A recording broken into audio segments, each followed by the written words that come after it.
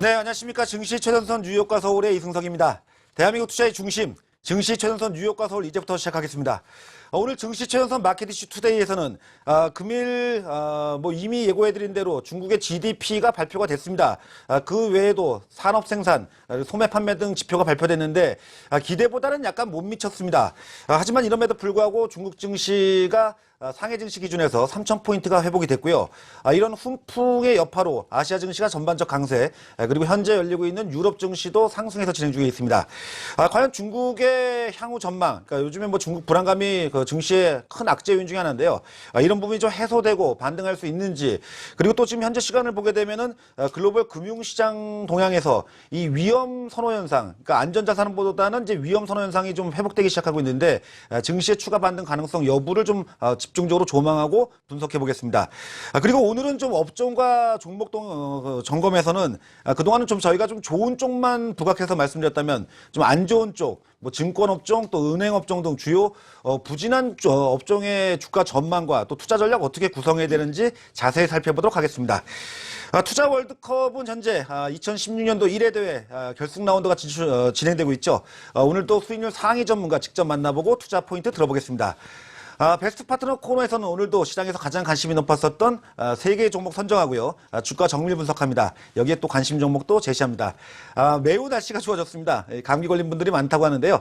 그래도 증시연선 뉴욕과 서울은 오늘 활기차게 시작하도록 하겠습니다. 오늘 또 2명의 전문가와 함께합니다. 명성욱 파트너 그리고 이서구 부장 나와 있습니다. 안녕하십니까? 네, 안녕하세요. 안녕하세요. 네, 또 이 2명의 전문가와 시장 얘기하기에 앞서서 박세진 PB가 오늘 이슈 쟁점 브리핑하겠습니다. 예, 안녕하십니까. 박세진입니다. 일전에 진행됐었던 파리 기후 협약에서 많은 그 관련주들이 각광을 받았었는데 역시 쟁점이 이제 지구 온난화에 대한 부분이었죠. 오늘 날씨를 생각을 해보면 지구 온난화가 진행이 되고 있는 게 맞는가에 대한 의구심도 좀 드는 것 같습니다. 굉장히 추운 날씨지만 시장에서는 미약하나마 온기가 조금씩 감도는 흐름이 좀 있었던 것 같습니다. 오늘 그 중국의 4분기 GDP와 여러 가지 지표들이 발표가 됐었는데 이런 부분들이 시장의 그 전체적인 방향성을 좀 돌려놓는데 분명히 일조를 한 부분이 있었고요. 수치를 언급을 좀 간단히 좀 해드리자면 일단 경제 성장률은 낮에들 확인하셨겠지만 6.8% 4분기 경제 성장률은 그렇게 집계가 됐습니다. 분기로는 그 1.6% 그 전망치는 1.7%였는데 그 0.1% 정도 하회하는 수치로 성장을 좀 기록을 했고요. 전체적으로 산업 생산과 소매 판매 그리고 고정자산 투자 모두 전망치보다 0.1%에서 0.2% 정도 하회하는 흐름들이 좀 나왔습니다. 부진하다고 보면 부진하다고 할 수 있을 것이고 그 전체적으로 2015년을 6.9%의 GDP 성장으로 마감한 중국에 대해서 그 안도를 하는 쪽도 있는데요. 전체적인 지금 분위기 자체는 그 최악은 면했다라는 부분입니다. 이런 부분들이 지금 상해 시장에 투자를 하고 있는 로컬 투자자들의 심리에도 강하게 좀 반영되는 흐름들이 일중에 확인이 됐습니다. 그 저희 시간으로 11시에 발표됐었던 중국 GDP의 수치를 확인을 하고 난 뒤에 급격하게 상해 증시도 반등에 성공하는 흐름이 보였던 만큼 시장 참여자들 특히 이제 중국의 개인 투자자들도 그 자국 GDP에 대한 어느 정도의 그 우려감들이 상당히 그 투심을 좀 짓누르고 있었던 것으로 파악이 되고 있습니다. 최근의 동향을 살펴보자면 역시 그동안 시장을 가장 크게 흔들었었던 위안화와 국제 동향에서 조금씩 변화가 나타나고 있다라는 부분을 저희가 볼 수가 있는데요. 물론 그 역의 위안화 환율과 그 고시 환율에 대한 그 스프레드는 아직 상당히 유지가 되고 있는 상황이지만 중국이 그 홍콩 시장에서 적극적인 역의 개입을 계속해서 진행하는 흐름들이 나오면서 점차 그 위안화의 약세 부분은 좀 안정을 찾아가는 흐름이고요. 유가 부분 같은 경우도 점차 좀 바닥 확인을 하는 국면으로 진입할 것이다라고 예상하는 전문가들이 좀 많아졌다라는 부분은 참고를 할 필요가 있겠죠. 또 한 가지 그 좀 반등의 단초로 좀 저희가 생각을 해볼 수도 있어 보이는 것은 중국에서 철강 가격의 반등이 좀 시작이 됐다라는 부분인데 국내 업체들도 가격을 서서히 올리기 시작했다라는 부분. 이제 전체적인 원자재 시장에 짓누르던 그 대한민국 증시와 글로벌 증시의 방향성 타진을 다시 한번 좀 생각을 해볼 때인 것 같습니다. 여전히 쏠림 현상은 시장에서 극심합니다. 제약바이오 일부 종목들과 그리고 성장의 매기가 남아있다라고 보여지는 업종들에 대해서만 아주 강한 매수세가 진행이 되는 시장들이 연일 반복인데요. 시가총액의 100대 기업 수의 변화를 보면 그 여전히 그런 그 쏠림 현상의 좀 축이 설명이 되고 있다라고 보여집니다. 많은 업종들이 어려움을 겪고 있다라는 그 반대부가 또 있겠죠. 화학, 건설, 해상운수, 기계, 무역, 조선 등의 업종의 그 시가총액 100대 기업의 그 기업 수를 살펴보면 예전하고 엄청나게 많이 줄어있다라는 것을 저희 확인하고 할 수 있겠습니다. 전략의 변화가 필요한 건지 아니면 뭔가 저점의 매수의 기회를 살려봐야 되는 건지 고민이 필요한 시점입니다. 오늘 증시 최전선 뉴욕과 서울에서는요, 중국의 경제 발표 이후에 글로벌 증시가 강세를 지금 보이고 있는 상황입니다. 증시 전체적으로 저점을 통과한 시그널이라고 저희가 인식을 해도 되는 걸까요? 그리고 증시 업종별 양극화가 확대가 되는 양상이 아주 뚜렷합니다. 특히 이제 국내 증시 쏠림 현상이 더욱더 심해지고 있는 과정인데요. 그 전망과 투자 전략에 대해서 고민해보는 시간 갖도록 하겠습니다. 네, 박세진 PB 수고했고요. 잘 들었습니다. 시장 또 하나씩 또 풀어봐야 되겠죠. 일단 뭐 오늘 아침 개장 초에 국내 증시 움직임은 좀 부진했었습니다. 거래소도 약세, 또 코스닥도 약세를 보이면서 좀 부진했는데 오후장 이 중국의 GDP와 산업생산, 소매 판매 등의 주요 지표가 발표된 이후에 반등에 성공을 하면서 거래소는 1890포인트에 근접해서 마감이 됐고요. 코스닥은 물론 뭐 약세를 보이긴 했습니다만 장중의 하락폭을 좀 크게 축소를 하고 있죠. 중국의 이 경제 지표 상황 뭐 예상보다 부진하다고는 하고 있습니다만 어쨌든 중국 증시가 상해 증시 기준에서 3000포인트가 회복됐습니다. 이 영향으로 다른 아시아 증시 그리고 현재 유럽 증시 쪽까지도 훈풍이 불고 있는데요. 전문가들에게 뭐 이런 부분이 이제 좀 증시 그동안 부진했던 연초 증시가 회복을 기대해도 되는 환경으로 바뀌고 있는지 이 문제부터 물어보도록 하겠습니다. 환경이 좀 바뀌었습니까? 환경이 뭐 특별히 바뀐 건 없죠.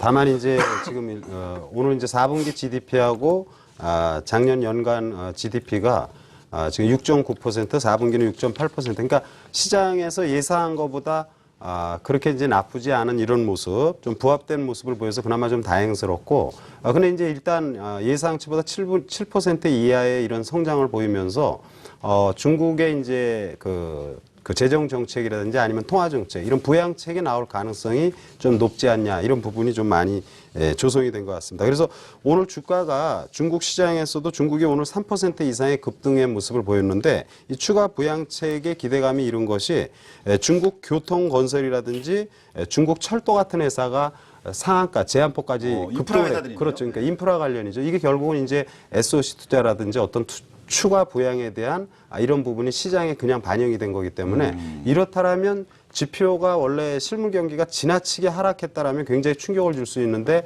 어느 정도 좀 그래도 부합되게 되면서 이런 인프라 관련 회사의 급등은 결국 추가 부양책에 대한 기대. 그래서 전반적으로는 이제 추가 부양책이 되면 뭐 원자재 수요도 다시 좀 일어날 수 있는 이런 부분이어서 이런 부분이 증시에 반영이 되면서 중국 증시가 안정을 찾고 또 우리 시장도 거기에 따라서 또 안정을 찾는 모습이다. 그래서 조금은 긍정적으로 좀 봐도 되지 않나 이렇게 보고 있습니다. 예, 알겠습니다. 박세진 PB한테 한 가지만 좀 물어보고 시작을 해야 될 것 같은데요. 지금 중국의 이번 GDP, 그러니까 박세진 PB가 이전에도 이제 이런 얘기를 언급했었죠. 그러니까 경제 지표가 너무 좋아버리게 되면 오히려 경기 부양책이 나올 게 미뤄지기 때문에 이게 악재가 될 수 있다는 얘기를 지난번에도 했던 걸로 기억합니다. 근데 문제는 이제 뭐 저도 제 기억에 제가 청소년기에 키가 1년에 뭐 5cm가 자랐다면 20살 넘어간다면 키가 안 자랐거든요. 중국이 그렇잖아요. 경제가 그동안에 뭐 10% 고성장을 하다가 이제 체구가 커지게 되면 그만큼의 성장률이 둔화되는 거 어떻게 보면 자연스러운 현상인데 너무 높은 잣대를 우리가 들이대는 거 아닌가. 맞습니다. 이런 생각이 들거든요. 예, 어제 같은 경우가 사실 오늘 중국이 발표할 GDP를 보고 뭐 외신도 그렇고요. 사실 국내 언론기관에서도 나온 헤드라인들을 보면 좀 너무 심하다 싶을 정도의 헤드라인들이 많았거든요. 그러니까 그 앞자리가 바뀐 중국의 뭐 성장률 둔화의 공포, 아주 자극적인 타이틀들이 많이 나옵니다. 7%에서 6.9%로 0.1%포인트가 떨어지면서 앞자리가 바뀌는 게 그 충격과 공포를 야기할 만한 사실 그 급락은 아니거든요. 유독 사실 밟아본 적이 없는 그 자본시장의 사이즈를 가지고 그나마 그 6% 후반대의 GDP 성장을 지속하고 있는 중국에 대해서 너무나도 사실 고성장을 시장에서는 요구를 한다라는 생각을 다시금 좀 해보고요.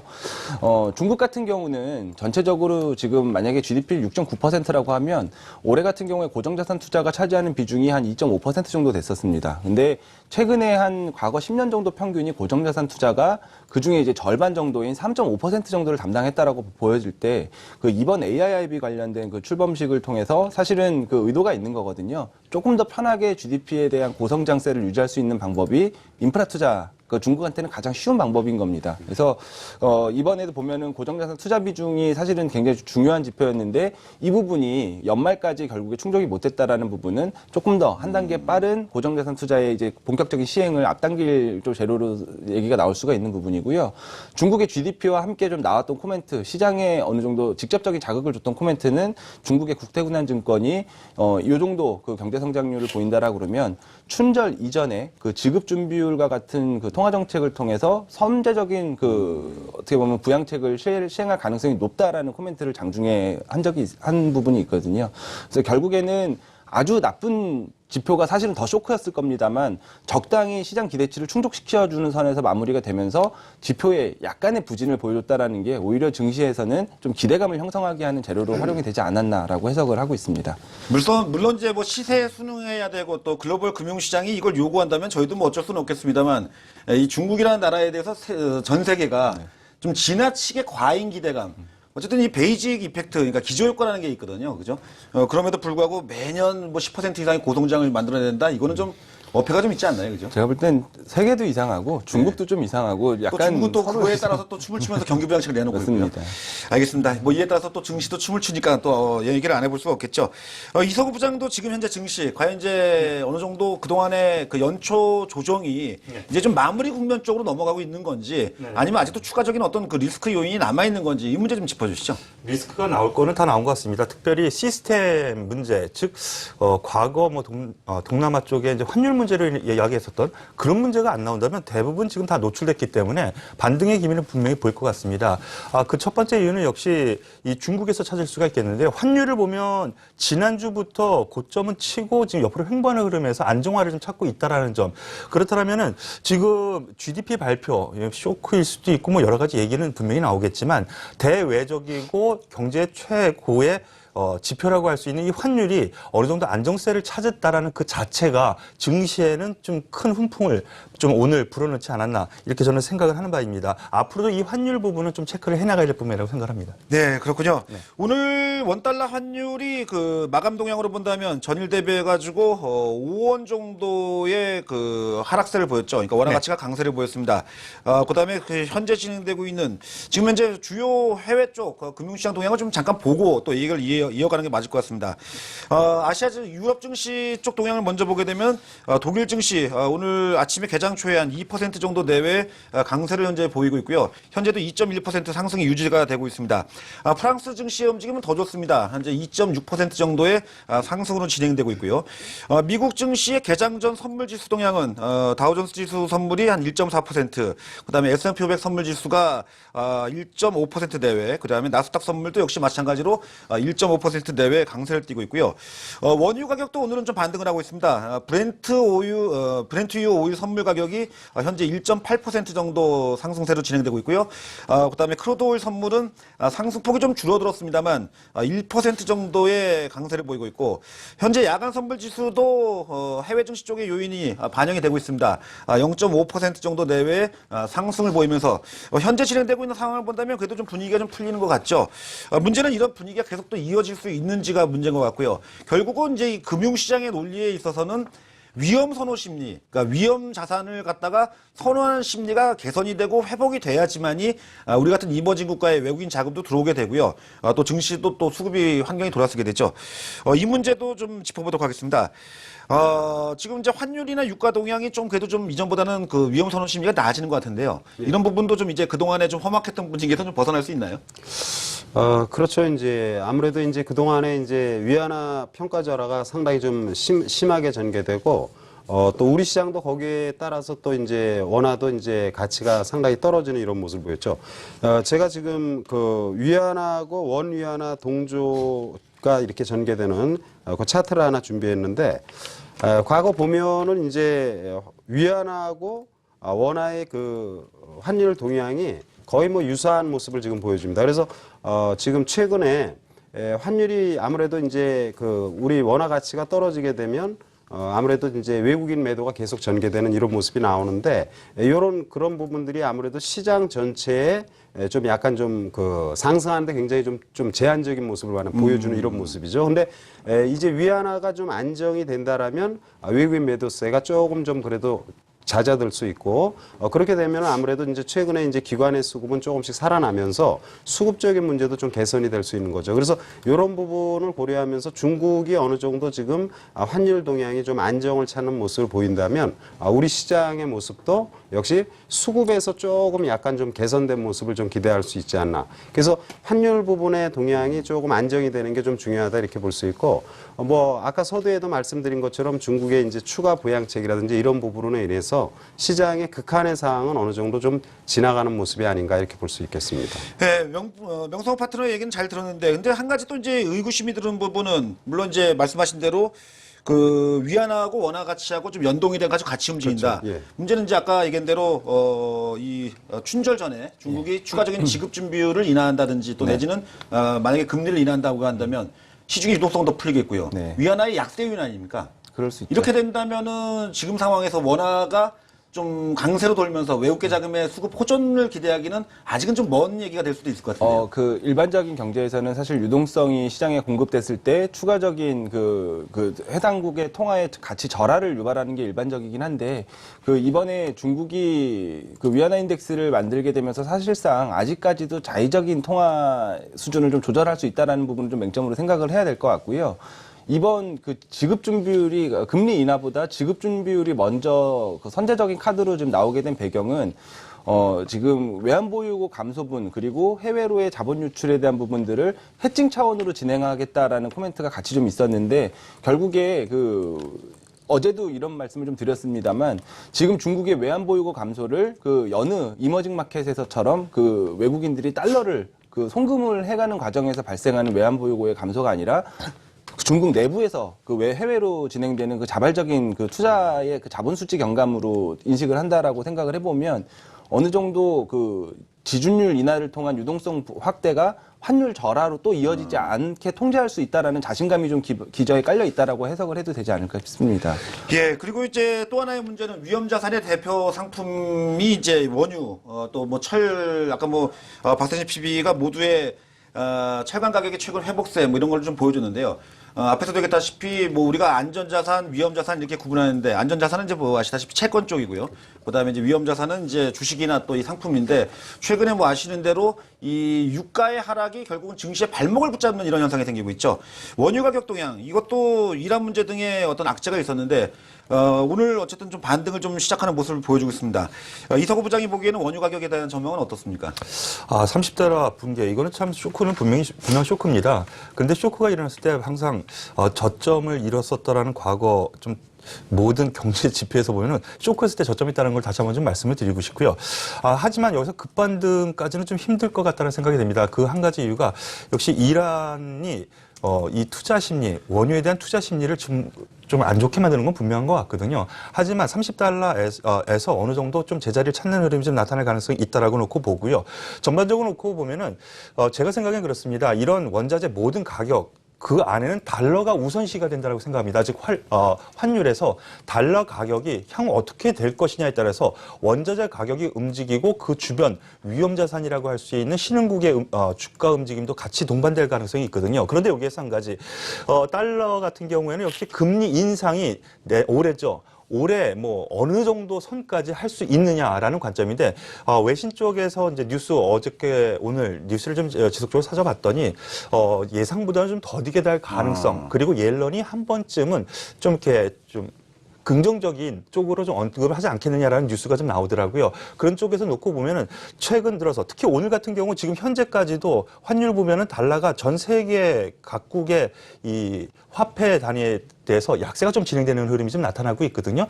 그렇다면 이러한 흐름이 달러 강세, 초강세 흐름에서 금리가 좀 생각보다는 올리는 기간이 좀 완화될 가능성이 염두에 둔 흐름이 아닌가 싶고 그렇다면 위험자산 쪽으로 어느 정도 순투형을 좀 키울 수 있는 그런 조건이 되지 않나 이렇게 말씀드리고 싶습니다. 현재 시간 진행되고 있는 그 외환 시장 동향을 보면요.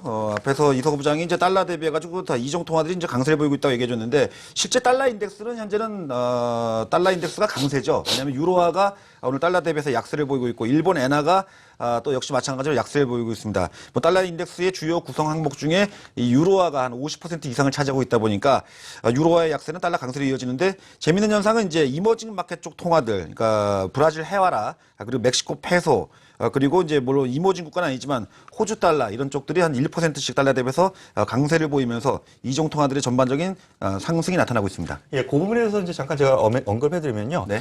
지금 달러 대비해서 오히려 강세를 보이는 약세를 보이고 있는 엔화라든가 아니면은 스위스 프랑이나 유로화가 스위스 지금 프랑 나타났죠. 이것은 안전자산 쪽으로 그렇죠, 안전통화죠. 되는 예, 거거든요. 예. 지금 위험자산 쪽으로 지금 존이 오늘 중으로는 좀 흘러가고 있는 흐름이라는 것을 다시 한번 좀 짚어드리고 싶습니다.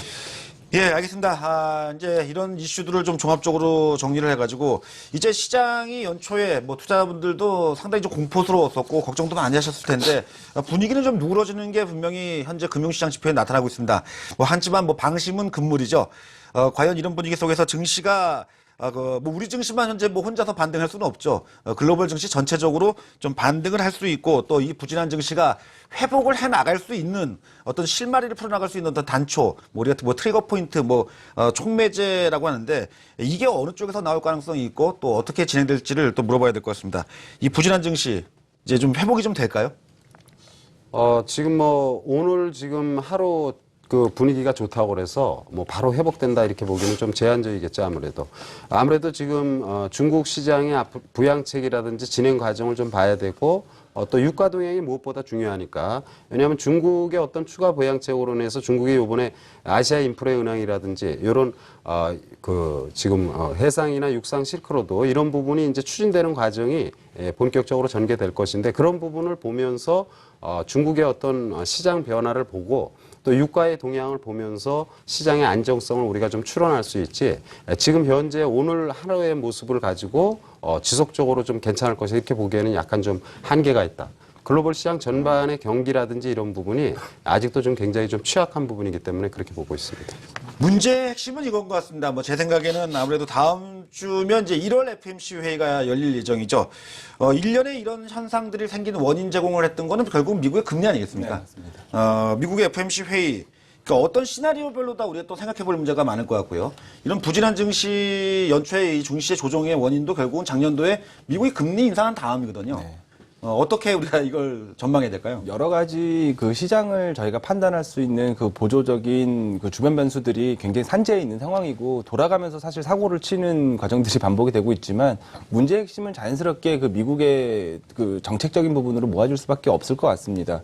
결국에 1년 내내 혹은 조금 길게는 2년 정도를 글로벌 시장이 공통적으로 해왔던 고민의 연속이 올해도 사실은 이어지는 거죠. 그 미국이 금리 인상을 진행한다고 완전 유토피아가 열리는 게 아니라 그 속도와 폭에 따라서 또 이제 어느 쪽에서 또 의자가 빠질까를 전 세계 시장은 또 걱정을 하는 과정들이 자연스럽게 연결이 됐다라고 보여지고요.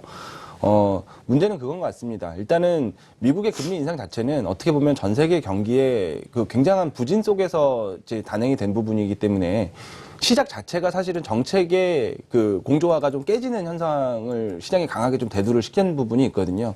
여러 나라, 중국을 포함한 대부분의 나라들은 아직도 완화 정책이 더 필요한 나라들이 대부분이기 때문이죠. 근데 이런 부분들 최근에 이제 미국의 그 기업 실적 둔화라든지 경기 둔화에 대한 우려 이런 부분들이 물론 지금 당장의 시장을 공포스럽게 만들고 있지만 결국에 미국도 빠르게 혼자서만 그 통화 정책을 그 긴축으로 빠른 스탠스를 유지하기는 어려울 거라는 시장의 공감대를 형성을 분명히 하는 부분도 있다라고 보여지거든요. 결국에 FOMC 이번 회의에서 저희가 포인트로 봐야 될 부분은 뭐 속도와 관련된 부분일 거고 그 인플레이션을 벤치마크로 제시했었던 그 자넷 옐런 의장의 의중이 변함이 없는지에 대한 확인들 그렇게 되면 자연스럽게 미국이 빠른 긴축을 진행하지는 못할 것 같다라는 글로벌 시장의 좀 견해가 좀 모아지게 됐을 때 다시 어느 정도 그 정책 공조화에 대한 부분들 그리고 혹은 필요하다면 사실은 추가적인 양적 완화에 대한 가능성까지 제기가 된다라고 하면 완전히 시장은 또 불을 붙을 수도 있는 상황이기 때문에 그런 부분들을 저희가 좀 체크 포인트로 살펴볼 필요는 있을 것 같습니다. 근데 한 가지 또 이것도 질문이 생기고 또 의문이 되는 부분을 또 질문 안 할 수가 없을 것 같은데요. 미국이 작년도 연말까지만 해도는 이제 올해 2016년도에는 금리를 한 4차례 정도 인상할 것이다라고 그렇죠. 전망이 나왔었죠. 현재 상황이라면 미국이 1월 달에 금리 인상하기 어려울 것 같고요. 3월도 부담스러울 것 같은데 문제는 금리 인상을 한다는 것 자체는 경기가 좋아진다는 얘기잖아요. 네네. 금리를 인상 안 하는 게 좋은 겁니까? 하는 게 좋은 겁니까? 그러니까 인상을 못 한다는 거는 경기가 그만큼 안 좋다는 얘기 아니에요. 그렇죠? 네, 맞습니다. 어떤 거를 우리가 더 긍정적인 이슈로 봐야 되는 겁니까? 근데 그 통화 정책에 대한 부분을 너무 그 어떻게 보면은 실행과 결과가 바로 이렇게 직관적으로 이어진다고 생각을 하시는 것보다 사실은 미국이 금리 인상을 이제부터 진행할 거야라는 스탠스를 보이는 순간부터 전 세계 글로벌 시장의 자금 동향은 이미 금리 인상을 진행한 것과 마찬가지의 효과가 나오는 거죠. 그래서 미국이 뭐 4차례 금리 인상을 진행하든 3차례 금리 인상을 진행하든 그 의중을 사실 시장에다 보여줬을 때 그에 준하는 이미 미리 액션들이 나와서 비슷한 효과를 만들어 놓는다라는 겁니다. 결국에 이제 저희가 확인해야 될 부분은 그 경기가 안 좋기 때문에 속도가 느려보다는 지금 여러 가지 유가 상황이라든지 글로벌 시장을 고려해서 전 세계랑 좀 속도를 맞춰 나가겠다라는 코멘트가 가장 아름다울 거고. 배려네요, 배려. 예.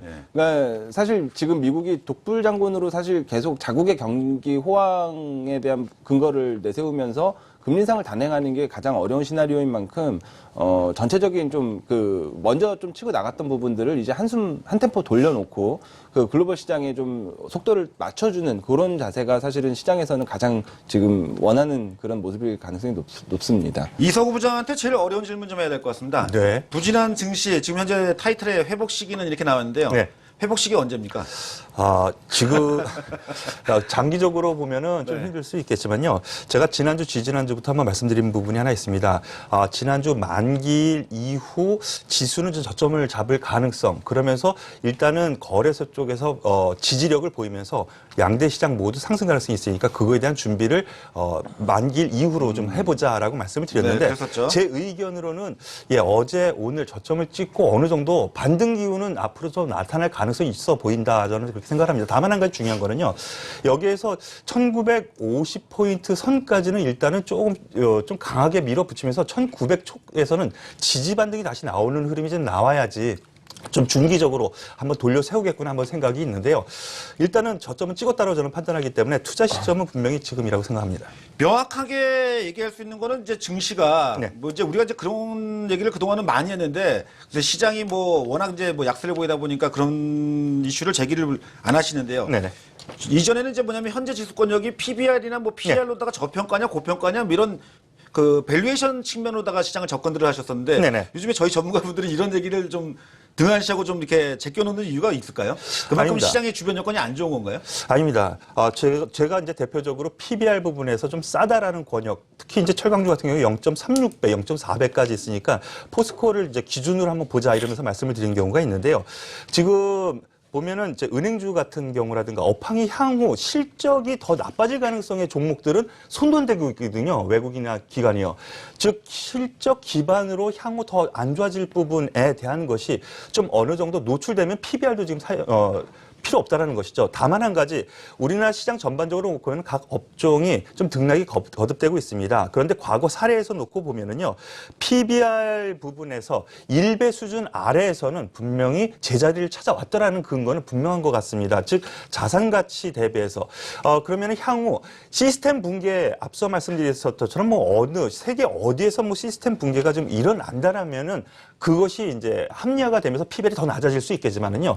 그런 위험 리스크가 안 생긴다면은 여기에서 충분히 저평가 인식을 가져도 되겠다라는 말씀을 한번 드리고 싶습니다. 명성호 파트너께서도 지금 현재 증시가 반등의 어떤 실마리를 풀 수 있는 어떤 이슈 앞에서 이제 FOMC 회의도 얘기를 했었고요. 또 이번 또 이제 실적 발표를 하지 않습니까? 그렇죠. 이 현재 신작의 부진함이 과연 탈피할 수 있는 계기점이 있다면 어떤 거를 우리가 좀 중요하게 봐야 될까요? 글쎄, 굉장히 좀 뭐라 그럴까 좀 단정적으로 말하기 좀 그런데 네. 우리가 이제 실적 부분을 보면은 사실 제가 준비한 표에도 보면은 코스피 분기별 실적 컨센서스를 보면은 지금 4분기에 그 예상 컨센서스 예상치가 지금 3분기에 비해 상당히 지금 떨어져 있는 상태죠. 그렇죠. 근데 저게 사실은 예상치일 뿐이고 실제 발표했을 때 나온 거는 그 이제 파란색으로 표시된 거라. 그러니까 예상치가 대체적으로 보면은 좀 약간 좀 과하게 좀 잡는 경향이 있죠. 그래서 지금 3분기 대비 지금 4분기의 실적이 저런 현상인데 지금 주가가 지금 주변 여건이 중국 시장이 오늘 하루 좋아졌다고 그래서 바로 좋아진다라고 보기에는 탄력적인 모습이 나오기는 전반적으로 좀 힘들다고 봐요. 특히 대형주 전반적으로는. 그래서 어떤 계기보다는 우리가 지금 틈새적으로 이제 성장성이 좋은 회사들, 이런 회사들이 사실은 보면은 대부분 중소형 테마거든요. 그러니까 그런 쪽으로 지금 집중이 필요하지, 기업 가치 대비 지금 또는 PBR이라든지 퍼가 좀 낮다라는 이런 이유로 들어가는 것은 조금 상당히 좀 시간이 좀 많이 걸리는 그런 투자가 아닌가 이렇게 보고 있습니다. 네, 지금 뭐 전문가들의 얘기를 다 들어보셨으니까 느끼시겠지만 여전히 아직은 좀 조심스러운 부분이 좀 남아 있는 것 같습니다. 하지만 이제 어쨌든 그동안의 연초 증시의 부진의 어떤 거의 클라이막스, 그러니까 가장 절정은 이제 좀 넘어가는 게 아니냐라고 의견을 내주고 있고요. 결국 이제 다음 주에 있을 미국의 FOMC 회의에서의 미국의 금리 스탠스 문제, 이 문제가 향후의 증시에 굉장히 중요한 키를 쥐고 있다라는 것 정도를 인식하실 필요가 있을 것 같습니다. 시장 얘기는 이 정도에서 좀 마무리 짓도록 하겠고요. 오늘 앞에서도 제가 예고해드린 대로 그동안은 저희가 이제 좋은 종목군 쪽, 뭐 제약바이오라든지 또 내지는 뭐 전기차, 또 이 OLED 관련주, 뭐 이런 종목들을 주로 위주로 업종 종목을 좀 분석했다면 너무 좀 안 좋은 시장에 좀 암울한 부분 쪽을 좀 오늘 좀 집중적으로 분석해 보도록 하겠습니다. 요즘 은행주 상당히 안 좋고요. 증권업종, 그 증권주 보유하시는 분들, 잠 못 이루시는 분들 많을 것 같고요. 뭐 또 이 기계, 또 운수 창고 업종, 이런 종목들 좀 부진한 업종들이 많습니다. 먼저 시장이 이렇게 극단적으로 양극화가 생기는 현상.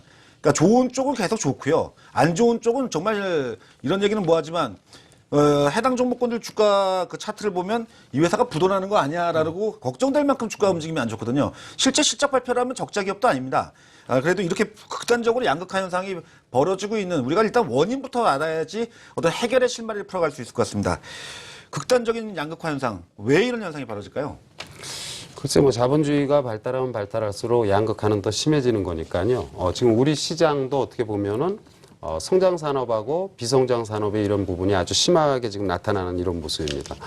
특히 이제 은행하고 증권 같은 경우를 보면은 지금 뭐 이렇다 할 반등도 주지 않고 상당히 어려운 모습을 보이는데 사실 이제 미국의 금리를 인상하면은 보통 금융주들, 특히 이제 은행주가 이제 예대 마진이 좀 늘어나면서 좀 은행주들의 약간 호재로 작용하는 게 일반적인데 지금 글로벌 경기가 어렵고 국내 경기도 어려운 상황이니까 금리를 올린다라면은 이거를 경기를 더 어렵게 만들 수 있고 또 무엇보다 지금 우리 국내 그 시중은행들이 거의 대부분 마진이 신용을 통한 수익 창출보다는 가장 안전하다고 보는 게 주택담보대출이거든요. 그게 거의 절대적으로 차지합니다. 근데 사실은 지금 가계 부채가 주택담보대출이 굉장히 좀 심화된 상태이다 보니까 이게 금리를 올리면은 도미노 현상으로 굉장히 또 은행의 그 수익 개선에 굉장히 또 어려움을 줄 수 있는. 건전성에 타격을 주겠죠. 그렇죠. 네. 그래서 지금 이러지도 못하고 저러지도 못하는 이런 부분이 좀 있을 수 있고, 그리고 이제 사실 기업들이 지금 그 부채 증가율이 굉장히 지금 늘어나는 기업들이 상당히 많습니다. 그래서 이런 구조조정에 대한 기업 구조조정에 대한 부분도 앞으로 좀 강화될 수 있는 부분이기 때문에 그렇게 되면은 기업이라는 것은 보통 은행하고 좀 직접적인 관련이 있잖아요. 그래서 이런 기업 구조조정이라든지 아니면은 국내 경기 부진과 가계대출 이런 것들이 복합적으로 있어서 은행주가 어떤 호전된 모습 이런 모습을 보이기에는 굉장히 좀 제한적이다 이렇게 봐야 되겠죠. 뭐 은행주뿐만이 아니라 그러니까 안 좋은 쪽의 종목들은 실적하고 그렇죠. 결국 이제 또 재무 건전성 문제 예. 또 여기에 정부가 뭐 지난번에도 이제 구조조정에 대한 그 필요성, 당위성을 계속 좀 강조하고 있지 않습니까? 그렇죠. 이제 그러니까 아무래도 이제 은행주들이 말씀드린 것처럼 핵심이 어렵지만 되는군요. 그렇죠. 증권주도 역시 마찬가지. 사실 증권이 지금 대한민국 증시가 보면은 지금 상당히 지금 형편없는 그런 상황이지 않습니까? 그래서 은행이라든지 증권 부분들이 좀 화랑을 보일 때 일반 투자자들이 어떻게 보면은 좀 수익도 내고 그러는데 그런 부분이 좀 한계가 있어 좀 아쉬움이 있습니다. 박사진 PB도 이런 시장의 양극화 현상 어떤 원인 때문이다라고 우리가 좀 이해를 해야 될까요? 밸류에이션의 부익부 빈익빈이 사실 계속 진행이 되고 있는 거죠. 어떻게 보면. 그러니까 너무 심각하죠 이게 지금. 예, 그러니까 뭐 비싸게 보고 싶은 기업에 대해서는 미래 성장성에 대한 그 아주 그 과도한 또 당김을 프리미엄을 잔뜩 진행하면서 부과하면서 프리미엄을 잔뜩 부과하고 또 지금 어려워 보이는 데들은 또 지금 디스카운트 있는 자산 같은 경우도 뭐 청산 가치에 대한 해석을 또 아주 보수적으로 진행을 하면서 더 좀 싸게 가격을 측정을 하는 경향이 좀 심해졌는데 일단은 가장 근본적인 원인은 사실 시장이 어렵기 때문입니다. 저희가 표면적인 수급의 쏠림 때문에 그런 거예요? 예, 그 시장이 어렵다라는 부분이 지수의 선방과는 조금 다른 차원의 얘기인 게 시장 참여자들이 지금 전체적인 자본 시장이라든지 글로벌 경기 동향에 대한 확신이 없이 말 그대로 그냥 트레이딩에 집중하는 시장이 계속해서 전개가 되는 과정이거든요. 그러다 보니까 이제 외국인 수급 같은 경우에는 만약에 내일까지 순매도가 나왔을 때는 2008년도에 기록했었던 33일 연속 순매도의 기록이 이제 타이 기록이 갱신이 되는 거고, 그만큼 수급 상황은 제한적인 상황에서 시장 안에 들어와 있는 자금들이 아주 선택적인 그 매매에 대한 집중을 하는 과정들이 계속 반복이 됐기 때문에 사실은 이런 대형 업종들에 대한 지속적인 주가 부진과 그 일부 쏠림 현상이 나타나고 있는 고퍼주들의 지속적인 가격 상승은 같은 요인이나 마찬가지죠. 그 자금들이 그 한쪽에서만 제한된 자금들이 움직이기 때문이 가장 큰 부분일 건데, 이런 부분들은 사실 이제 조금 저희가 시각을 약간은 유연하게 생각을 해서 한 번 정도는 다시 이제 뒤집어지는 그런 과정에 대한 준비도 좀 필요한 이게 수준이 뒤집어지지가 않잖아요. 지금 문제는요. 뒤집어질 거라고 기대를 하고 저가 매수에 들어간다. 예.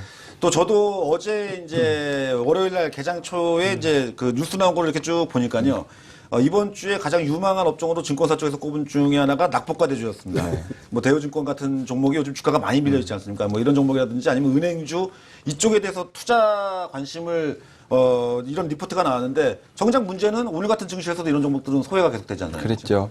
그래서 사실 그 리차드 번스타인 그 저희 매매 주기에 대한 그 확고한 정립을 진행했었던 리차드 번스타인이 이런 얘기를 한 적이 있었는데, 그 성장주 펀드 매니저들 그 운용력들은 주식을 너무 오래 보유하거나 일찍 매도를 해서 실패를 하고, 가치주 펀드 매니저들은 주식을 너무 일찍 사서 실패를 한다라는 얘기를 했습니다. 그러니까 이게 항상 저희가 아무리 그 가치주들이라든지 뭐 자본재 산업재 같은 사양 산업으로 치부되는 그 산업군들에 대해서 이 반등이 뒤늦게 진행이 될 거라고 아무리 좀 걱정을 한다고 하더라도 일어날 일은 사실은 일어나거든요. 근데 너무 그 일찍 그 부분을 접근을 하게 되면 그 마지막 폭탄이라든지 그 괴로운 기간을 상당 기간 또 겪어야 되는 부분들이 있기 때문에 사실 근데 요 정도 시점까지 왔으면 전체적인 뭐 이제 수급 동향이라든지 주변 여건들의 어느 정도 좀 턴어라운드를 고려했을 때 한 번 정도는 이제 그동안 꾹 참고 계셨던 분들은 실행을 한번 해볼 만한 타이밍에 도래한 거 아닌가라는 생각도 좀 조심스럽게 해봅니다. 박세진 PB가 번스타인 얘기하길래 는 지휘자인 줄 알았더니 주식하는 사람. 예. 네, 알겠습니다.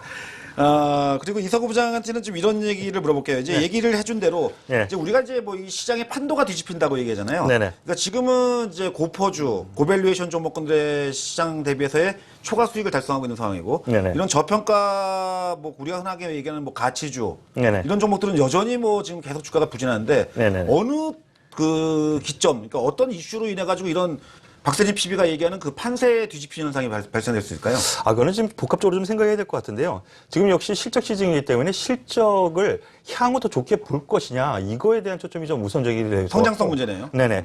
그 대표적인 것이 외국인과 기관의 자금 동향이 확실하게 구분이 되고 있습니다.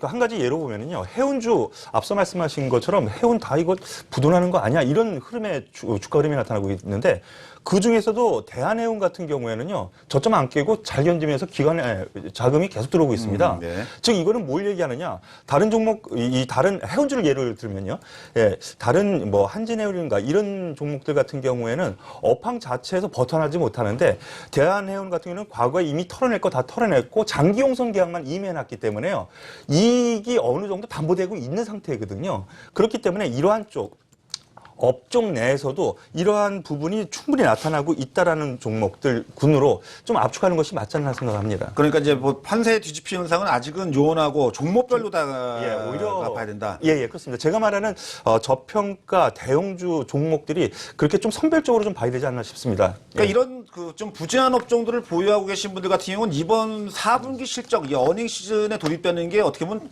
공포스러울 수도 있을 것 같아요. 공포스러울 수 있는데 이미 그 부분에 대한 반영이 3분기부터 사실 많이 상당 부분 됐다. 진행이 됐다라고 좀 인식을 해도 될 것 같고요.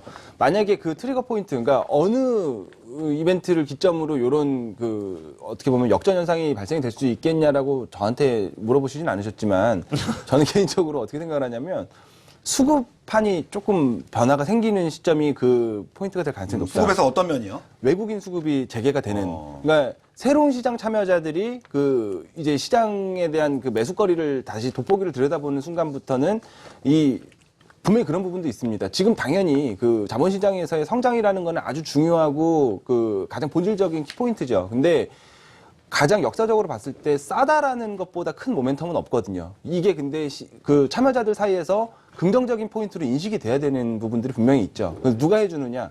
지금 한창 그 비싼 주식들 밸류에이션에 대한 정당성을 부여하면서 더 비싸게 사들이는 기관들이 갑자기 그걸 하기는 어려운 부분이 분명히 있는 거고 한동안 시장을 매도를 일관하다가 다시 이제부터는 사들여도 되겠다라고 포트폴리오 새로 구성할 때 예, 다시 좀 재편을 하면서 새 판을 짜고 들어오는 외국인들 같은 새로운 수급 주체들은 분명히 그 싸다라는 거는 굉장히 큰 모멘텀으로 시장을 바라볼 거예요. 그러니까 박사님 PB는 이제 외국인 투자자가 한국 증시에 대해서 다시 매수를 재개할 때가 이런 판도의 변화, 예. 이걸 기대할 수 있다는 거죠. 그래서 자꾸 제가 그 2008년도에 연속 순매도 기록을 자꾸 말씀을 드리는 게 이 기록이 아주 급격하게 그 더 긴 기간으로 갱신되기보다는 어느 정도 하루 이틀 정도로 마무리되고 또 전환이 될 가능성이 있거든요. 제가 말씀드렸었던 부분이 이제 어느 정도 얽히는데요. 지금 자금 동향이 기관에 의한 장이 어느 정도 받쳐지는 장이 되다 보니까 업종 내에서도 차별화가 나타나면서 종목별 장세가 나타나는 흐름이 나타난 거고요.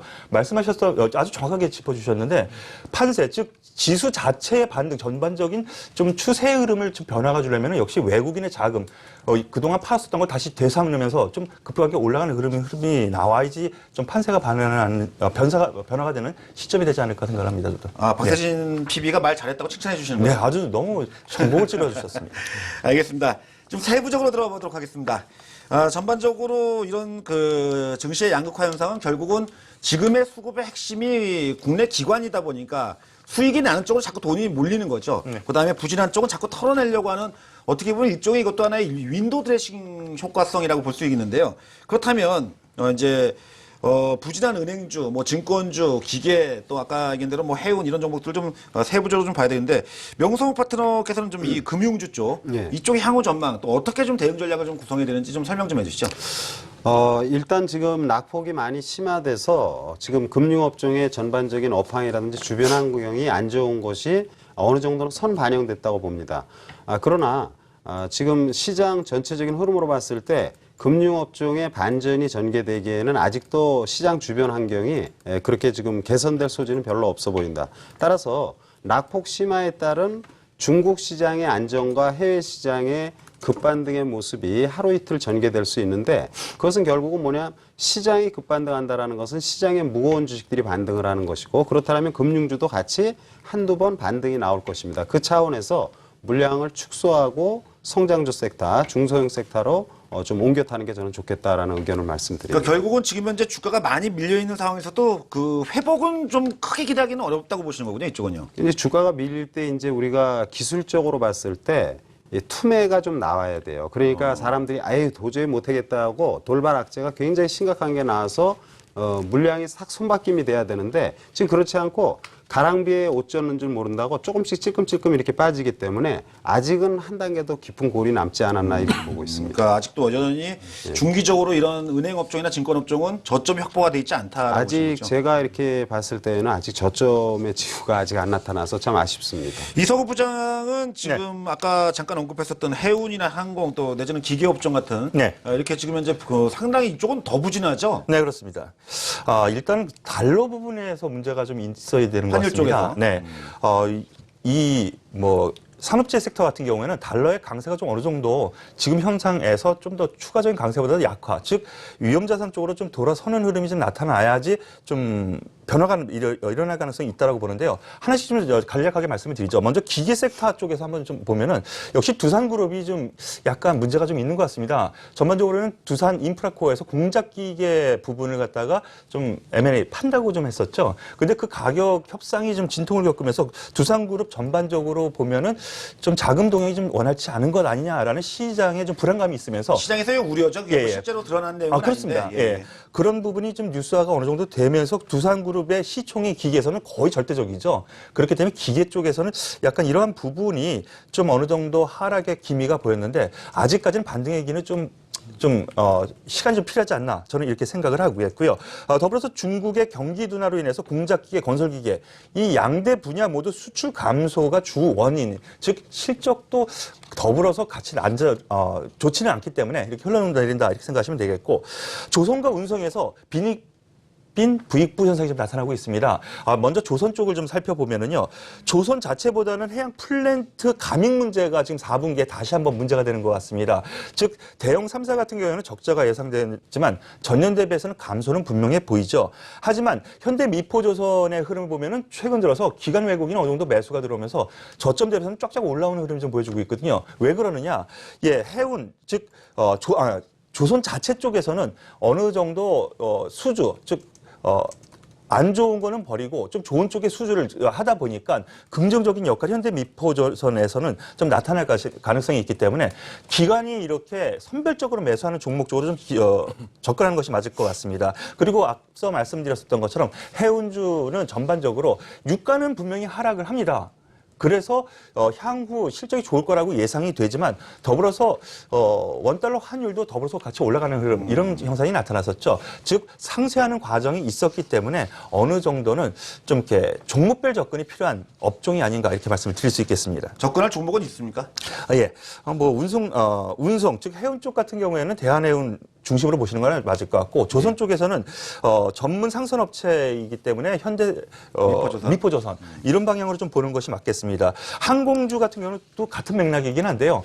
여기에서는 좀 이렇게 뭐 같은 맥락으로 보셔도 될 것 같습니다. 그러니까 결국 이쪽 업종의 가장 중요한 그 반등의 그 포인트는 환율이다. 예. 원달러 환율에서 원화 가치가 강세를 보여야 되겠네요. 예, 그렇습니다. 주요 포인트는 그겁니다. 유가보다는요. 예. 예, 잘 들었고요. 박사님 PB가 기타 뭐 다른 쪽에 좀 부진한 종목군들을 좀 추려서 좀 설명을 좀 해주자면요. 예, 증권업종 같은 경우도 저희가 사실 증권업종이 지금 볼 때는 개인 투자분들이 가장 심각한 업종인 것 같아요. 그럴 수 있습니다. 왜냐하면 의외로 증권업종 같은 경우가 올해의 예상보다 빠른 이익 증감에 대한 부분들을 1, 2분기에 너무 집중적으로 사실 그러니까 2015년에 대한 이야기죠. 그 부분을 너무 상반기에 빨리 반영을 받는 바람에 사실 주가 측면에서 고점이 너무 일찍 형성이 된 부분들이 있습니다. 시장의 전체적인 분위기와는 상반되게요. 근데 이런 부분들 역시 사실은 역설적으로 제한된 투자 자금들이 아주 공격적인 매매가 빈번하게 진행되는 쏠림 현상이 극단적으로 도래돼 있는 시장은 증권사 입장에서는 사실 좋은 환경은 아닙니다.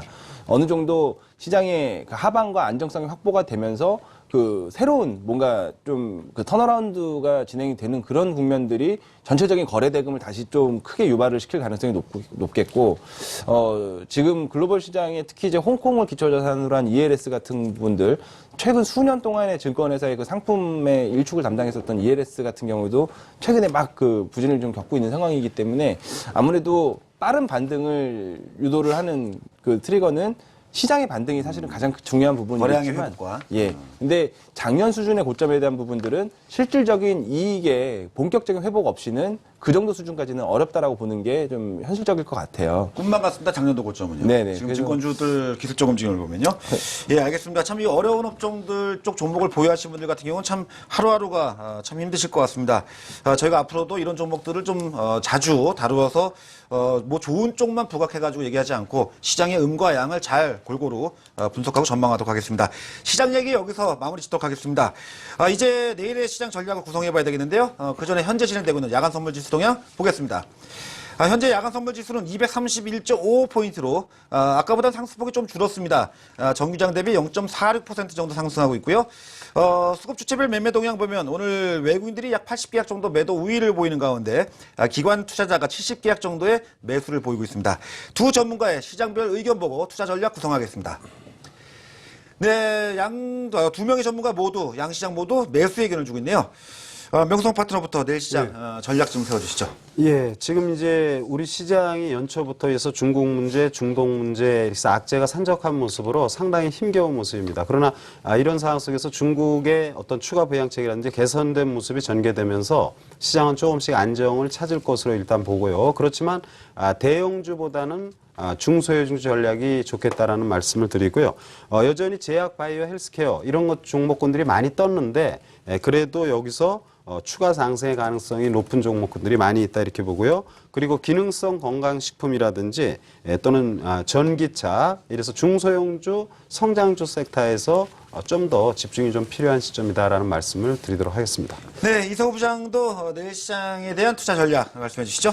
네, 일단은 달러 강세가 좀 둔화가 되는 흐름, 그러므로 인해서 위험 자산으로 회귀되는 현상이 좀 가능성이 있어 보입니다. 그래서 옵션 만기일 이후 좀 긍정적인 흐름이 보자라고 말씀드리면서 저가 매수를 말씀드렸는데 양대 시장 모두 역시 저가 매수 의견을 드리겠습니다.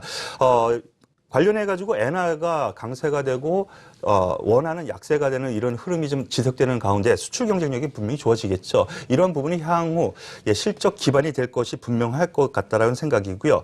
저평가 요인으로 인한 부분 지금 지속되고 있고 지금 1월 중에 하락한 것은 대외적인 요건이죠. 중국 경기 둔화라든가 미국의 이 달러 문제 바로 이러한 부분이 있었기 때문에 지지 권역으로는 지금 현재가 1월의 저점 가능성을 염두에 두면서 오히려 저점 매도보다는 매수가 낫겠다는 의견으로 양대 시장 모두 매수 의견을 드렸습니다. 네, 잘 들었습니다. 오늘도 시장을 집중적으로 분석하고 또